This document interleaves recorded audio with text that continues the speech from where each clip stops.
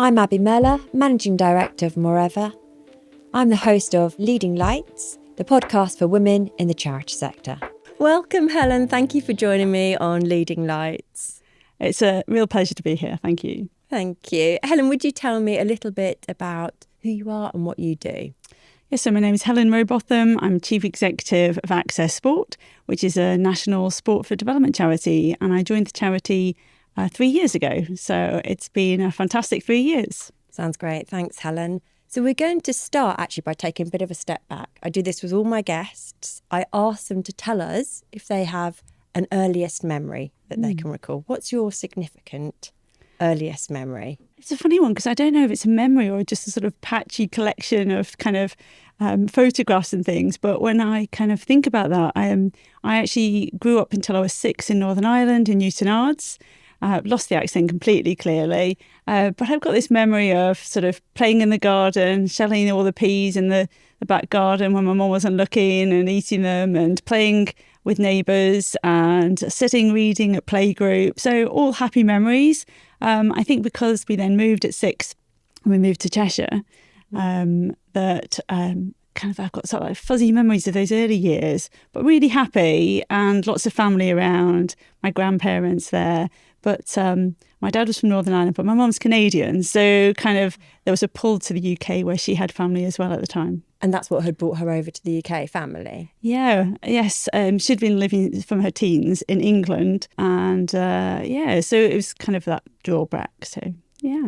So a happy childhood. Absolutely. With siblings? Yeah, I've got 2 sisters. I have a non-identical twin sister, which is a very interesting experience. And then an elder sister. I get on really well with both of them. They're both fantastic. My cheerleaders, my supporters, therapists when I need them to be, which I feel very lucky to have. Yeah, absolutely. Really lucky to have sisters. I can relate to that entirely. So tell us then, from that childhood that you've described, from Northern Ireland to Cheshire, what are those pivotal moments that led you to Access Sport? What moments did you identify along the journey? Quite a long journey, isn't it? Yeah. Well, I didn't do a lot of sport probably until I went to secondary school. And then suddenly I realised my teacher, our PE teacher at the time, realised I had a bit of talent. And in the first term of being there, I was running for Cheshire in cross country, the only person in the year who enjoyed it, running out in the cold. And suddenly I became the school's runner. So my identity started to be shaped around kind of this runner in the school. Throughout secondary school, I just threw myself into all things sport. Literally every team there was, I was in there. Better at some than others. I had a really influential PE teacher, Miss Ginny Wynn, who's passed away now, but she just made you feel like you could do anything. And when I was then looking at university, I didn't know what I wanted to do, but the one thing I knew I loved was sport. So Loughborough University was where I wanted to go. And when I finally got in there and onto the course I wanted to get onto, which was recreation management, kind of went through those few years, had a brilliant time. My best friends now are people I met at university. But that took me on that sort of trajectory. The careers advice at the time probably wasn't quite what it is now. And it was that kind of, do you go into working in a leisure centre or PE teacher? But I had an elder sister who had gone to Cambridge and had gone to work in a management consultancy in London. I was like, I want to work in consultancy, but sport. And there were a few fledgling businesses at that time in that space. It was just as lottery funding was coming into play. And suddenly there was lots of feasibilities and strategic planning. So I ended up, through that early days, working in a consultancy, ended up in consultancy in sports and events for nearly 20 years. This is a long story. No, it's great. Thank you. I guess some of the kind of key elements that kind of took me towards my current role were that actually in the later years of my consultancy career, the International Paralympic Committee was one of my key clients. And I did an initial project. It was actually around London 2012 and the Paralympics. Doing a strategic review of the Paralympic Games. And suddenly I was immersed in this world, had to understand everything about it.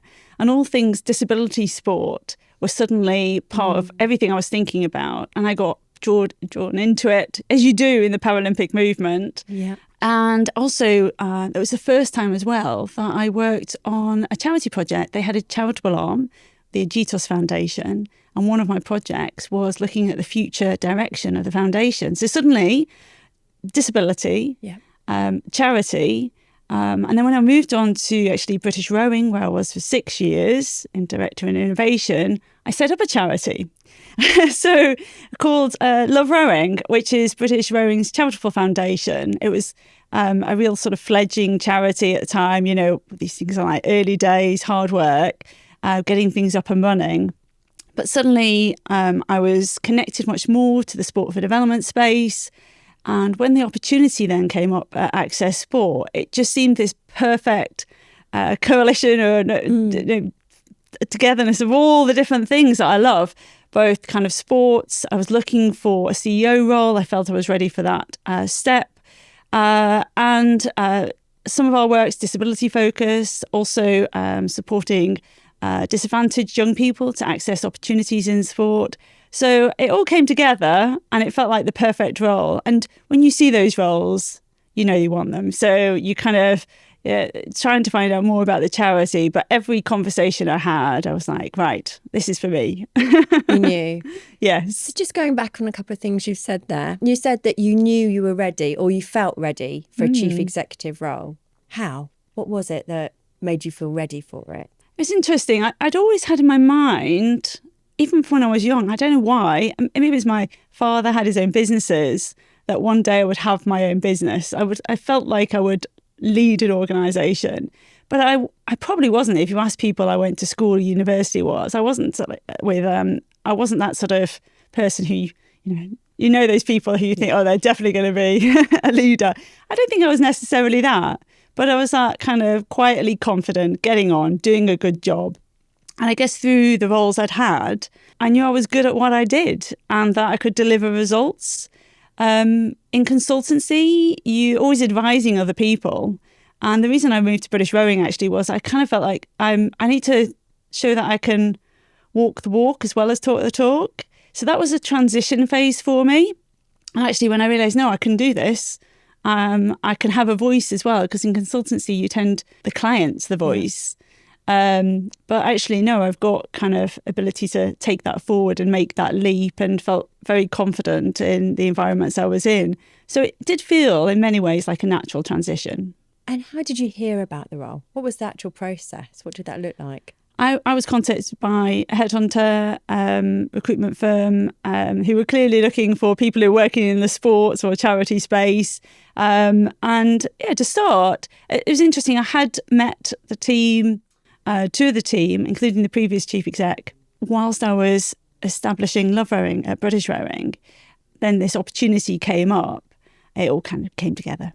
And then when you started in the role at Access Sport, was it as you expected? Did it bring all those experiences together? Were you able to use all your skills? And did it feel natural then to take on that leadership role?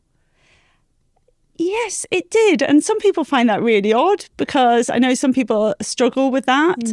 But it did feel like a sort of natural transition and something I was ready for. Having said that, it doesn't mean I'm perfect. There are lots and every day is a learning day. And, I feel like I'm always developing and growing as a person and developing my skills.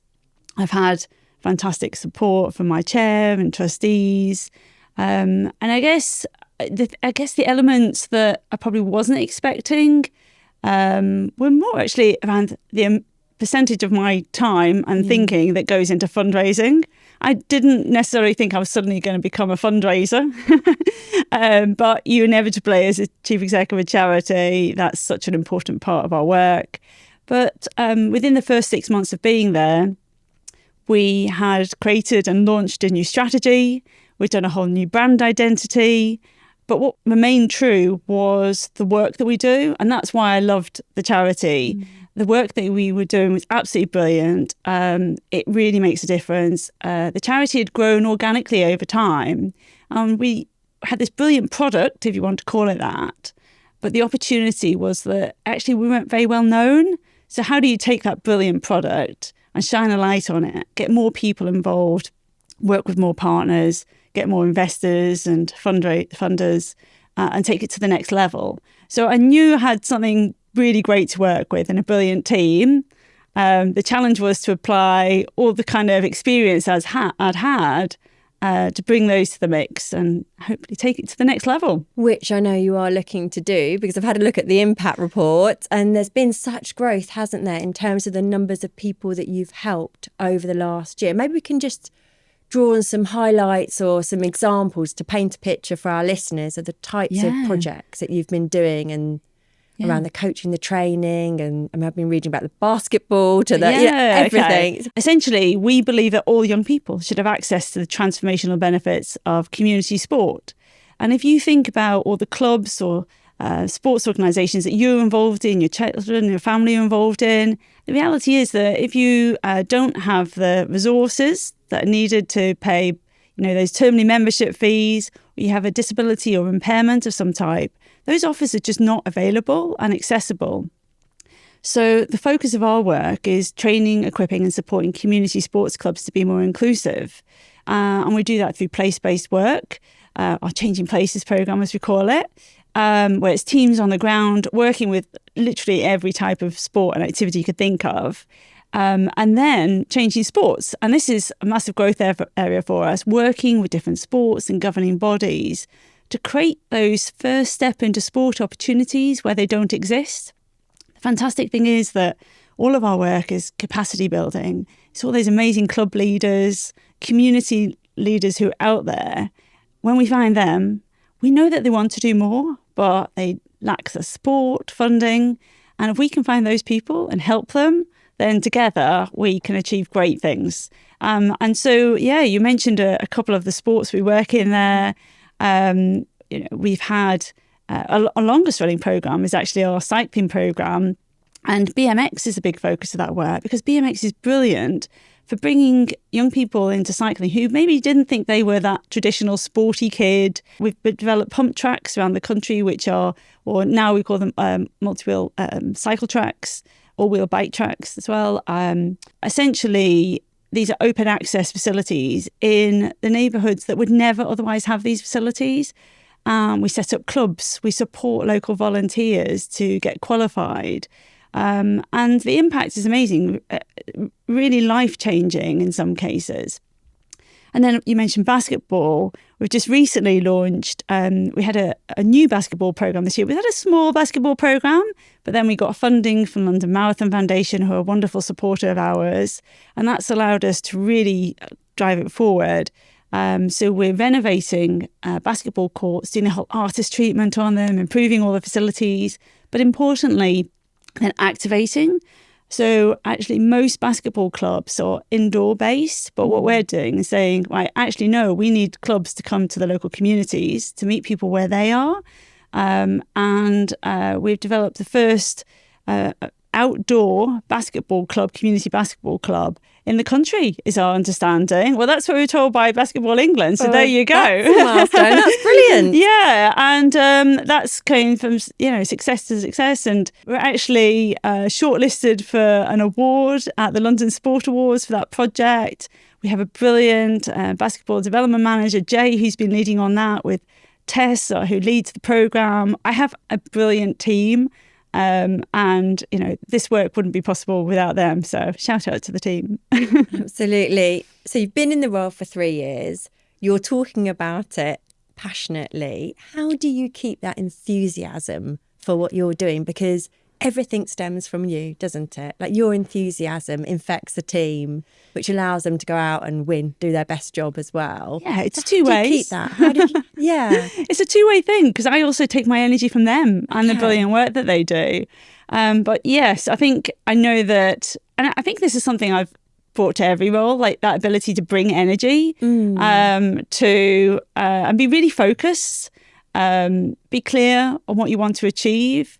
And I think in all the roles I've ever done, and I'm one of those strange people who's probably enjoyed every job they've had. And not many people can say that, but I think it's because I always think, like, what can I do? And I kind of always take that positive mindset into the roles I've had. And at the end of the day, I want people to enjoy work and have fun. So if I can have fun as well and make it interesting and enjoyable, then we kind of all benefit from that. And the kind of culture of the charity reflects that. But yeah, you kind of, it's sometimes it's not every day is perfect. And some days you need to go, no, I'm going to switch the no, flick the switch. Flick the switch. Flick the switch. There we go. Flick the switch. How do you do that? Because that's relevant to, at the moment, I speak to a lot of my peers in the charity sector, and it's not particularly easy at the moment. There can be difficult days. They really care about the cause. There's a reason why they work at those organisations. Yeah. How do you flick the switch? And how do you, on a bad day, still bring your best self, or do you not? I think I'm relatively good at that. Yeah. You'll have to ask my colleagues on that one. But I think because I care so much about what we do and I know the impact it has. So sometimes when I'm, when you're having those lower days, go along to a club or go along to one of our festivals, talk to the parents, see the young people that are benefiting from the work and the clubs that we've helped to develop. And you can't help but feel committed and passionate about the cause and that you need and want to do more. So that drives me on. But I also I guess in my own family life as well, I have 2 children who are really sporty. It's all sport all the time, it feels. And so because I care about it, that's what allows me to turn it on when I need to. And how old are your children? 14 and 16. 14 and 16. So you're entering that, you're very much in that teenage phase. Oh, yes, I definitely am. Because I'm relating your experiences to the people that are going to be listening, but my own too. Yeah.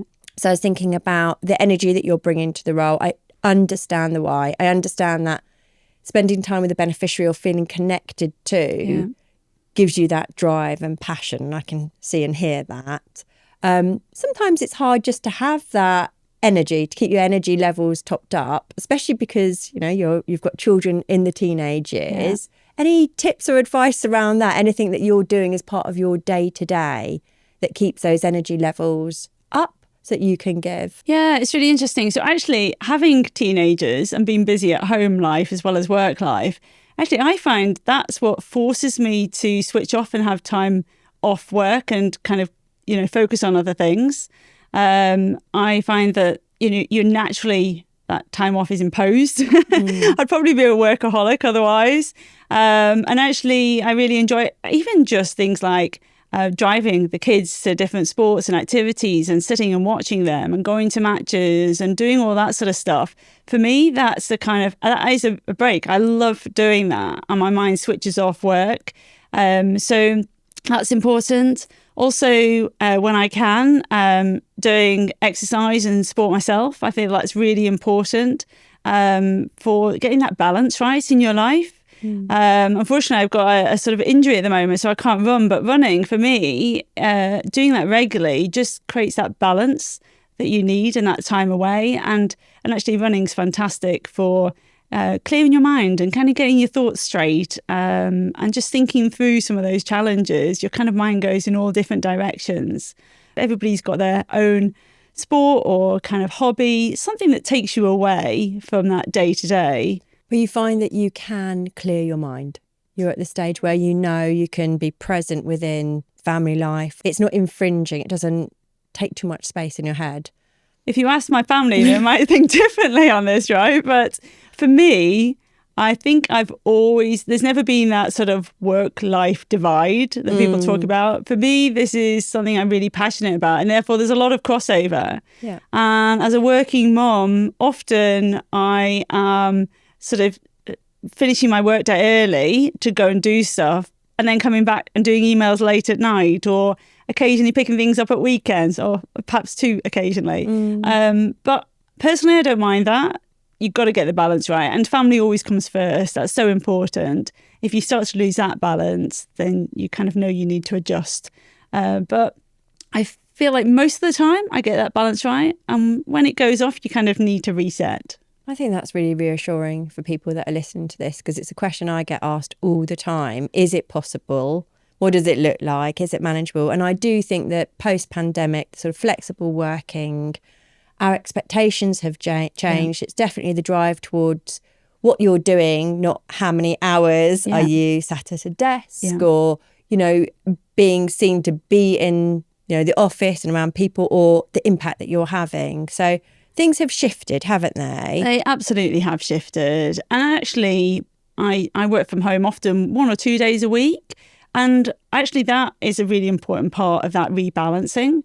Just being able to not do the travel, just be there at home, get on top of things at home as well. It is really important. When my kids were really young and everybody was kind of traveling into the office 5 days a week, not only that, I was traveling around the world on different projects and consultancy. That was challenging.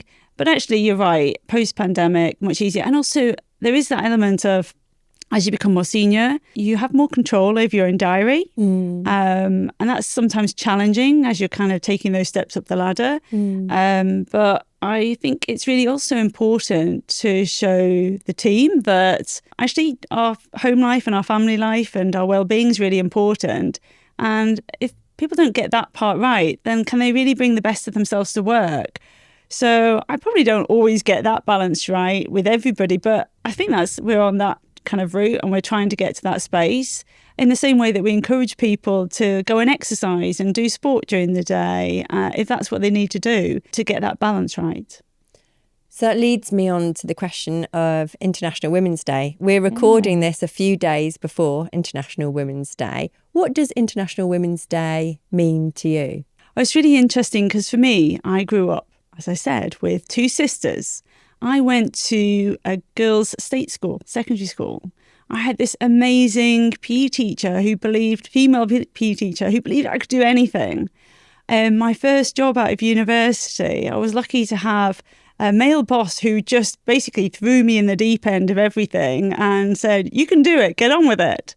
And so for quite a while, in all those different stages, men, women, in sport in particular, being absolutely equal, it's just core to my thinking. And so it's almost odd when you work in environments where people don't see that, and you can spot it very easily as well. I'm also very lucky to be surrounded in sport by amazing female leaders who just amaze me every day. So I've got the most amazing links into all these women who can guide and shape, and they are changing the face of women's sport every day. So for me, I feel really optimistic for the future. There's a long way to go. I've always felt that I need to focus on how I can make a difference in my day-to-day, the things that I can control. So for us, every program we work in, we're very clear that we are 50-50 girls and boys taking part in the programs that we support. A couple of years ago, we did a piece of research, I should say, on disabled teenage girls, because we were seeing, even in our work, we were getting that drop off. So we worked with women in sport. They were advisors in our team, Sweaty Betty Foundation, Nuffield Health, to do this target piece of research to understand the challenges they were facing and the additional layer of challenges that they're experiencing, and produced a toolkit for the sector on how to address that. So for me, I'm really optimistic, particularly, the announcement of plans to, is it a feasibility or a bid for the Women's World Cup? I mean, how amazing would that be? Transformative for girls and women's sport in the country. And so, yeah, I'm optimistic as always. That's fantastic. I think it'd be interesting to hear a little bit, before I ask you a bit more about International Women's Day, about the headlines of that research that you did with teenage girls who live with disabilities or are less abled. Can you tell me a bit more about what the headlines were? Essentially, all of the kind of usual challenges you hear around teenage girls' activity dropping off, they were still there and very true and relevant for disabled teenage girls. But there was a whole host of other challenges that come in, which once coaches, volunteers and community sports clubs understand them, they can start to address. So, for example, expectation.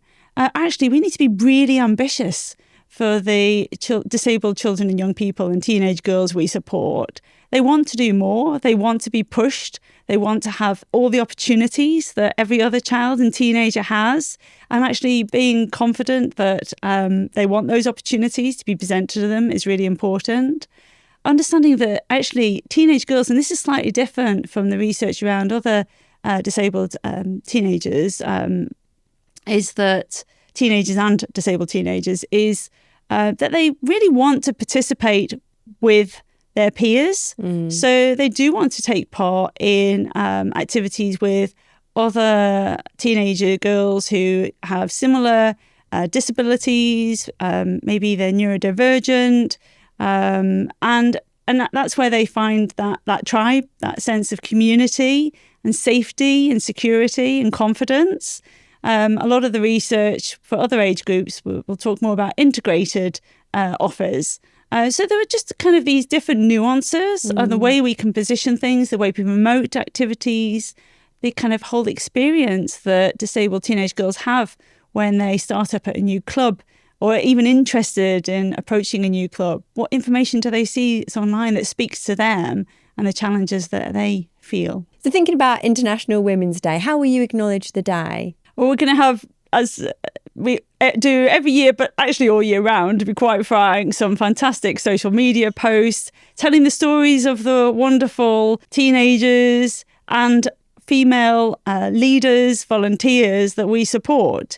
We also have amazing athlete ambassadors, Olympians, Paralympians, England netball players, you name it. We have a host of amazing women who we feature all year round, but we'll do that extra push for International Women's Day to showcase all the great work that's happening and the difference that community organisations can make to the lives of young women, girls and young women. Fantastic. That's perfect, isn't it? You've got the stories to tell. We do. The other aspect I was talking about prior to recording was around the youth voice. Can you tell us a bit more about that? Because we're really interested at Moreover when we're doing work in how we get beneficiaries' voices into the stories that we tell. So co-creation's a big part of the work that we do. And as I understand it, that's also become or is at the heart of the work that you're doing today as well. Absolutely. So we are passionate believers in youth voice being key to our work. So we have a national youth board that's been running for some time. And that group helps to review, inform, shape the work that we do. They also take on their own projects. They've hosted festivals. They're currently kind of doing some communications and social media projects as a group to showcase the work that we're doing. In addition, we have regional youth voice groups. So in each of the key locations, we have now formed these regional groups. They're quite new. So that's really exciting. So what we're hoping is that our national youth voice group, youth board, I should say, will do that strategic piece and the oversight and support. And then actually our regional youth voice groups will focus on the more practical side of what we're doing in those local communities and how they can shape and develop those and reflect their experiences. So the youth voice groups are made up of young people who have experienced the challenges of the young people that we're supporting, and therefore they understand and have that lived experience that they can bring to our work. We also have, within our training offer, we have a young leaders programme, and that's been really successful, particularly focused on our work in Manchester. And that's grown significantly over time. I think last year we had 1,000 young people go through our young leaders programme, and we're now actually expanding that so it's embedded within our wider training offer, so it will be available for clubs and communities that we support across the country. We have some staff members who manage that and support those groups. They're a really important part of the work we do. The chair of our youth board also sits on our main board of trustees and has been brilliant. He also recently spoke and ran a panel at the Include Summit that was hosted in London last year. So getting up there and talking about the work that we do. One of our former youth board members has actually become a trustee now as well, and was appointed trustee last year. She's now a trainee solicitor, so brings all the skills for that, but was on our youth board for years, so kind of really seen the charity through. Has been with us longer than I have. Wow. And so with all this in mind and everything that I said in terms of the climate, how do you hope to continue to grow, and what challenges do you think the charity might face over the next couple of years? We are very ambitious as a charity. We set out our growth strategy about 2.5 years ago now, and it runs through to 2027. And our goal is to reach 50,000 children and young people through our work. This year, we will get over 30,000, which is amazing. Last year was just over 20,000. So we know we're becoming more effective, more efficient in the work that we do and how we shape it. So yeah, we're continuing to be ambitious, but it is challenging. And I'd be, lying if I didn't say number one thing that all charity chief execs will talk about is funding. It's a challenge. I do think, though, when I say that, and a lot of people say it's harder now than it's ever been. I'm pretty sure every chief exec of a charity has said that through the last 50 years, right? So of course that continues. But I think the big challenge, therefore, for us is how we innovate, how we pivot, and we reshape our offers. Actually, we had a team day last week where we brought everybody together. We'd been doing what we called our mid-strategy stress test with the board. And actually, we were saying, well, what has changed? What's working well? What's not? And we went through that with the whole team last week because we want them to be part of this process. And we've talked about, well, our hands-on, person-led support is so critical to our work. But actually, if we want to reach more young people, let's think about different ways we can do that. Partnerships are key to what we do. So we work a lot in collaboration with national governing bodies, active partnerships, lots of other sports organisations. If we can work with them effectively, then we all, it's a win-win. We get more bang for our buck, and then other partnerships. So inevitably, as a small charity, you want to keep your core as tight as possible. We want all the funds we bring in to be going on the delivery. So partnering with organisations, corporates, other partners that can provide value in kind support is really important to us. A great example of that is we're currently working through the Pilot Light scheme with British Land. We've got this amazing group of senior team members from British Land who are helping us look at how we present our corporate partnership offer, and to have that opportunity to get people who don't think about charity every day, but to get that all the different skills and experience they can bring to the mix is just fantastic. So we're always looking for those types of partnerships. We're always looking for things we can do differently. And another example of that, this morning was actually the launch of a new fundraising platform called Noble Gift, which I think is going to be absolutely incredible for charities like ours in raising funds through essentially auction items. We have these amazing sporting ambassadors, sports partnerships that we can use to support that. So always thinking, what's new, what's coming up? How can we use digital opportunities as well? So as the charity's growing, you're also adapting. Absolutely. All the time. All the time. So thinking about the skills that are most relevant to anyone now in a charity who would love to be chief exec, what would those skills be? What, if you were referring to your younger self, what single skill would you hone in order to be able to take on this role? It's a really interesting one, isn't it? I think my mind goes to what I see in other leaders that I really admire, and that ability to be a great communicator, a great orator, that really powerful ability to communicate your message. That's something I'm always striving to be better at. And I feel that probably in the first part of my career, I probably didn't focus on that as much because I was kind of more behind the scenes getting on with stuff. And so that's something I feel like I throw myself into any opportunity like this, because that's how you get better. I mean, I'm always of the view that you only get better by doing, and throw yourself into every opportunity. So that being a good communicator is so important to these roles, because you have to be able to, you might have that passion, but if you can't communicate it, then that's no good. So that's a really important skill. And actually for some people are just naturally great communicators, can deliver that message on point.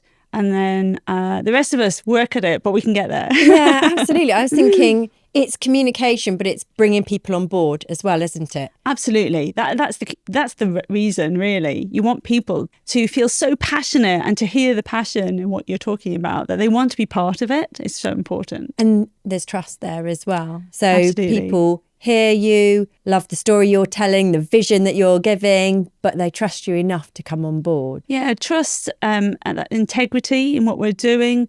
And of course, you have to have that individually as a person as well as the organisation. We try to be as transparent and open as possible. We actually have some really great partnership that have gone on for a number of years because we just work together really well. And I think that ability to, as you say, trust one another and to know that we're all trying to do the same thing, and how do we do this together, and how can we use the different resources we bring to the mix in a most effective way possible is really important. Communication's key to that. And you said as you look back over your career, you had enjoyed and taken something from each role. Is there anything as you look back where you think, I wish I'd done that differently? It's interesting, the discussion that people have around failure. I've always been very much okay, didn't work, let's move on. And I think I get that from doing team sports in my youth. And that sense of, well, okay, that didn't go to plan, what's next? Sometimes the implications are bigger than other occasions, but I've very much felt that, okay, that wasn't right. I would do that differently next time, maybe. But never anything that I felt is going to throw me off course, because what's the worst that can happen? You embarrass yourself slightly, you kind of don't quite deliver on a goal, somebody's not happy. But at the end of the day, if in this role we're supporting more young people to access sport, or whatever the role it was that I was in at the time, then you can only be moving in the right direction. And we all learn as we go. We all develop, mature, bring all those kind of new experiences that we have to the roles that we're in, and can only kind of move forward one step at a time, I always say. Yeah, one step at a time, absolutely. And your confidence, how has that grown over the years? I don't think I was I was kind of quite internally confident when I was young. I don't think I was a natural extrovert. I would quite in the middle, if you like, on that scale. And yet probably most people who know me now would say, they see me as that outward facing, confident person.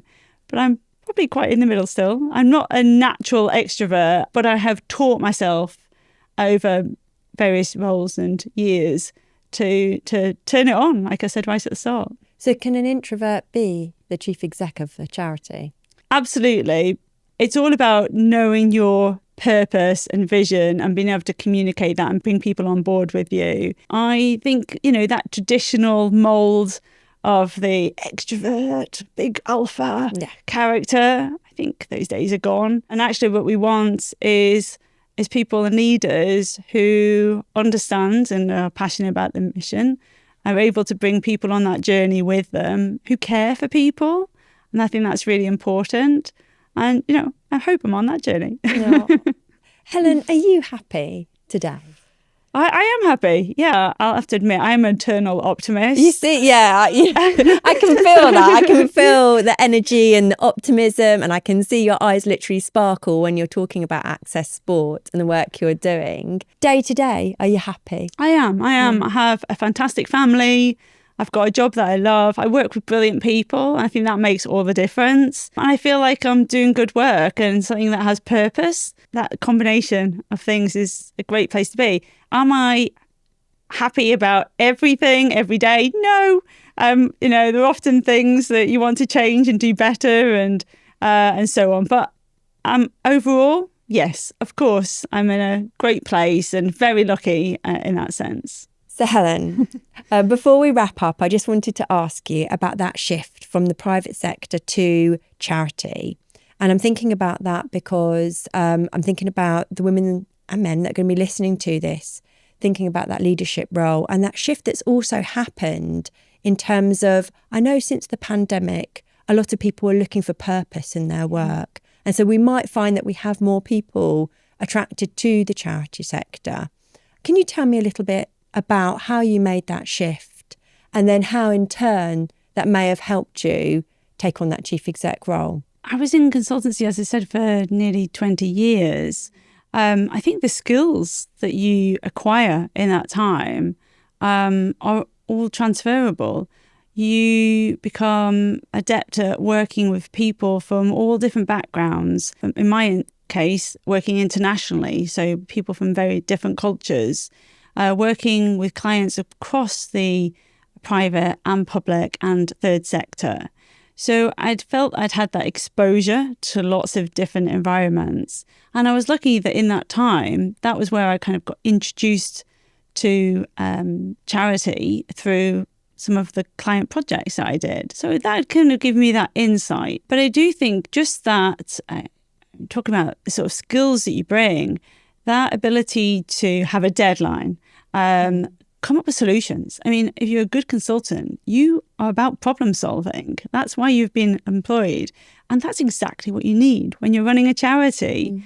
I was lucky that I had the 6 years at British Rowing. So that gave me an insight into not-for-profit organisation. I think that was a good sort of shift between private and charity, because in that instance you have the Code for Sports Governance. It's very similar to Charity Commission and all the governance that we need to follow now. So I kind of got adept and familiar with all of that as part of my role at British Rowing, and therefore it did feel like a more natural transition. I think the important thing for people to realise is all of those amazing skills that they've got. And a great opportunity for people, if they are interested in working more in charity, is to volunteer or get a role as a trustee, because so many charities need people with different skills and expertise. And I do see a lot of people take on trustee roles who then transition into leadership roles or chief exec roles within the charity space. I think that's quite a sort of a natural transition. You're getting an opening into the world of the charity and how it's run, and able to bring all those skill sets you have to that. I see those trustee openings even on LinkedIn, where people were saying we're looking for a new trustee, and it's quite an open, especially if it's local to you, and you have built some sort of network around your local community where you might hear of those openings. So that's a great tip. Thank you. Yeah. Any final tips or thoughts for our listeners, for those working at charities? Because we are going to pull out our little book at the end where we ask every chief executive to pop one tip. What would your final thought? You've talked about communication. It's a really great tip there about the trustee. Anything else that you would impart? And what one are you going to actually pop in the book? Yeah, so one of my first bosses coming out of university, my first job, he always used to say to me, Helen, if you want the job, start the job. And that was in relation to consulting and bidding for work.